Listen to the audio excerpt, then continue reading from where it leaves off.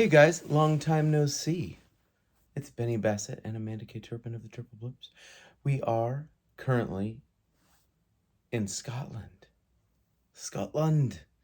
And let's see, the last you heard from us, we had just seen the Kelpies in Falkirk.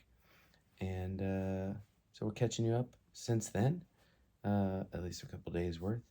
We left Falkirk at this really cute Airbnb we were in. Returned our rental car back to Edinburgh, and only twice on this trip have I done this so far where I planned to hang out in a city while we still had our bags. Our bags are cumulatively like 100 pounds, like about 50 pounds each. Ben has like a big backpack he wears on his back. I wear the guitar on my back, and then I pull my backpack as a roller bag. So hands are full, bags are full. But it was like a way to get a little extra time, about 10 hours or so, because we took a train in the evening, but it was a way to get a good, another full-ish day of experiences in Edinburgh. I don't know what I thought we were going to do. Can't go into a museum or something because we have our bags, but we thought maybe for a minute that we'd look into storing our bags. They have these services. They'll just store them during the day for you. Other reviews were either that they were really prohibitively expensive or like not super reputable, so we just risked keeping them. So we went and got breakfast and burned probably about 3 hours at this one coffee shop. And Ben's been saying for like the last 2 weeks that he needs a haircut, so we walked just around the block and tried to just be seen as a walk-in, and they said we could see you at 1:30, and it was noon. So we burned another hour and a half at a different coffee shop. That's true. But we're sitting outside. It was a beautiful day. I got a haircut. They did a nice job. Or multiple hairs cut. Mm-hmm. Really nice dude that was asking me everything about everything. Yeah, did a nice job. Rag and Bone. Look him up. Then we got, I was doing some research because one of the things we were missing was this area called Calton Hill, which is, just like it sounds, a hill. In a city that is primarily hills. I think we mentioned last time Edinburgh is kind of the San Francisco of Scotland. That was my take. Maybe not quite as vertical, but still quite hilly. So I did some research. I was like, all right, I think if we go, like you got the city and then it goes up this hill. And I thought, well, if we go to the other side of the hill, there's some houses and stuff there. If we go to the other side, since it's kind of, the city's doing this, if we go to the back side, we should be higher up and closer to the top. Wrong. But I didn't know that. So we got an Uber. He took us to the back side, and we go into where the little path is, and it's just like a stairway to heaven. Well, it was a ramp, thankfully, but it had speed bumps almost built into it, which is great when you're lugging a little roller bag. So it's maybe quarter mile up, half a mile, somewhere a third of a mile up this thing. We get up to the top, and it's just dirt paths in every direction. Dirt, rocky, not like dirt and gravel. Not good. Not good for a rolling bag. I was already kind of whiny because my body was upset with me for hiking to the fairy pools the day before, so I was We've been busy. A little sore. I don't have the same physical fortitude as this guy. And she was also trying to protect the bag because if something were to happen to the wheels of the bag, it would be... Ben was ready to take the bag off-roading, and my only thought was that if we destroy this bag, it's going to be it's going to really handicap the rest of our travel. Big ol' redonky-donk shout out to Osprey, who made both of our bags, and they've both been incredible. It went off-road, and it did great. So we took another path that goes kind of down to where the front of this hill would have been, and would have been much easier if we just gone to the front. which is right next to the train station, which is where we needed to go anyway. So great job researching, Ben. And then we went up some stairs. Oh, sorry. That's what I meant to do. To go back up, because I just wanted to see, it's a national Scottish monument. I forget the name of the. It's not Burns. Maybe it was Burns. Yeah, it's Burns. Burns Monument, but it's like this really well-known view over the city, and you can see. Amanda called them chess pieces in her Instagram post, but you can see all the like. They're very like iconic buildings. Yes. That stick out of the skyline. So, yeah, it kind of looks like a, or even like this. Anytime you see like somebody doing like war games, the way that they have all their like pieces or artillery or cities organized, it's just that's what it looks like from that viewpoint. True. And it's also a really beautiful, just broad scope of the entire city. I'm glad we did it. But we had to like take turns because we didn't want to take our bags further up this hill. But it's fine. We both got to see it. We both I went up and took some photos. Amanda went up and took some photos. So we each got a chance to like experience it and then post about it to each other so we could see how we each photographed it.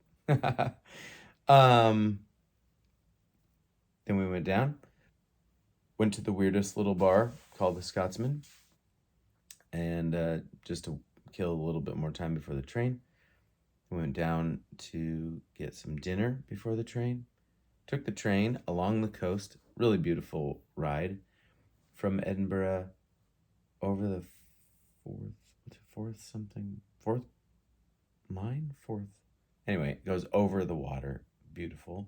And we saw that like right at sunset. So yes. As we were traveling across the water, it was just the most beautiful sunset. Yeah. And then it goes up along the coast, east and northeast Scotland. So we go through like Dundee. That's the biggest one I remember. Go by, not too far from St. Andrews, which was where golf was created. Yeah, really beautiful coastal ride. And then we ended up in Aberdeen. And not much to say. We got there, took a... Aberdeen's sort of historically known as like the oil source of Europe. They're kind of oil rich, and it has kind of like an industrial feel. Reminded me a little of Birmingham in England. Mm-hmm. Like where they both have, they're known for their industry and quite a bit of like historical stuff too. It's also right on the water, so like during certain months of the year you can whale watch and dolphin watch. Dolphins, go on like seal tours and stuff like that. So we had 2 nights in Aberdeen, and we stayed at a little apartment condo. I don't know what the heck it was, but anyway, Airbnb type thing. Woke up the next morning. We had decided we were gonna. We hadn't seen a castle in a long time, so there's a really beautiful, well-known castle. It's about an hour south of the city, and Dunnottar, and it is like part ruin. It's mostly ruins, but also I think for being like on the coast, on essentially an island, not quite. It's not, but it's like where the castle is. They cut away where the land connected it, so that it'd be harder for attacking forces to get into, and then the whole layout of the castle is like on this flat top of a cliff. I mean, it's incredible. It's almost like a man-made island, but almost like an island in the sky. That's sort of how it feels like, because we already went there before. Isle of the sky. Okay, sorry. Because of how they treated the rock face, and also just because of how hilly the landscape is. Yeah. And I have I'm voting that my new favorite castle. Yeah, I think that Dunnottar is like probably in their top 5 for sure. And it's been interesting because a lot of the castles that we've toured have been like heavily renovated, and they've got like complete rooms, and also like they are sort of the seat of many different Scottish clans, and so sometimes even family members still live there. And this place, nobody's living there except for maybe wildlife. It's very much in its like kind of ruined state, which is really cool. Except for that one room. One room they did renovate, and it was It's a drawing room. right. Just for like kind of to like showcase like a mantle and some like original ceiling work and stuff like that. As we were leaving, there was somebody who works there who kind of set an easy sort of litmus test to determine on like what side like politically the castle dwellers fell on. You can kind of like evaluate whether or not the castles are in ruins, and if they were more loyal to the English crown, the castles are very much intact. And if they were pro-Scotland or Jacobites, then the castles were razed. So it's a good way to kind of tell them all apart. But Dunnottar is also really special because it has been featured in a lot of film work. So most recently, I think it was Victor Frankenstein that was shot there with, but also like not Jane Eyre, but a little movie called Hamlet. Oh, Mary Queen of Scots. Yes, a long time ago. A little movie called Hamlet with Mel Gibson. And while Mel Gibson was there, it was a site where William Wallace attacked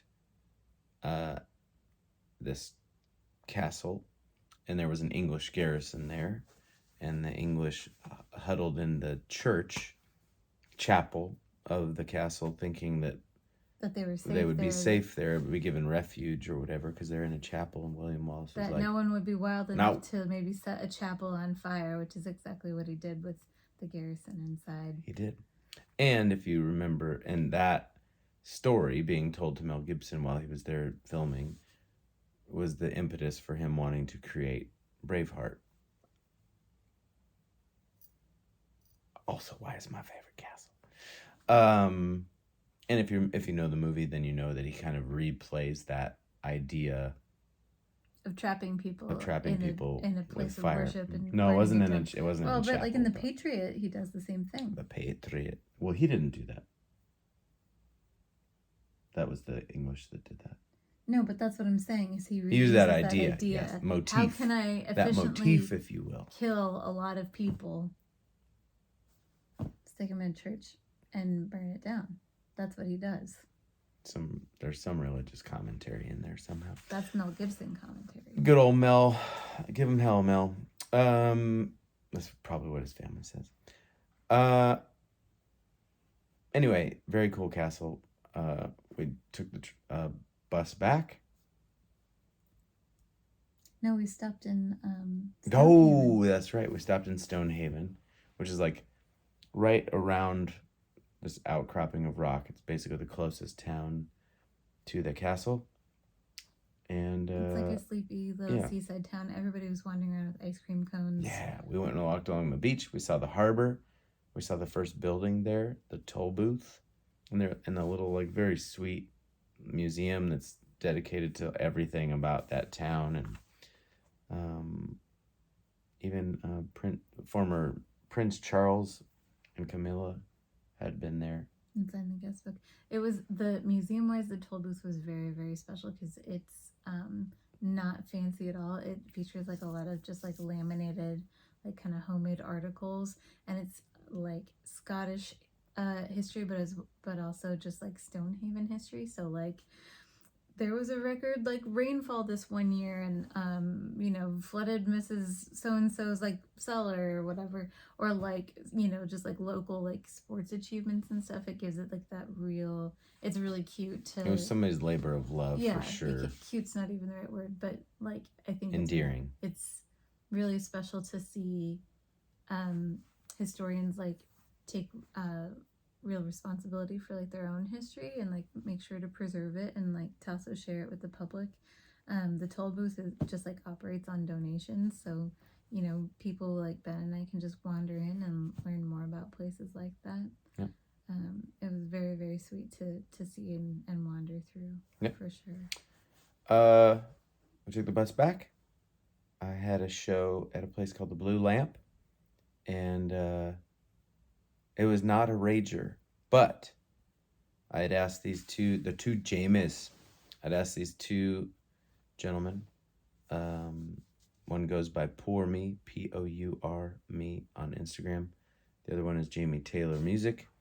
And I had asked them both to play the show with me. And they agreed to some random American's request, which was incredible. Brought their significant others, and then a smattering of people kind of showed up as we in the night. But for the most part, we all just kind of enjoyed musicianship and a night of kind of chit-chatting with each other, playing music for each other, learning about our stories, and that's also very cool. So it was special. They were very nice dudes. Their girlfriends were also very nice. Girlfriends were nice. It was nice to have like a little coalition of buddies. Yeah. And then one of the gentlemen that showed up hung out, chatted our brain off for a while. And then we walked to a place called Drummond's, and they do like a all-out open mic. Like they put the lights and smoke and all the whole deal for open mic, and I love that. So it's normally pretty well attended.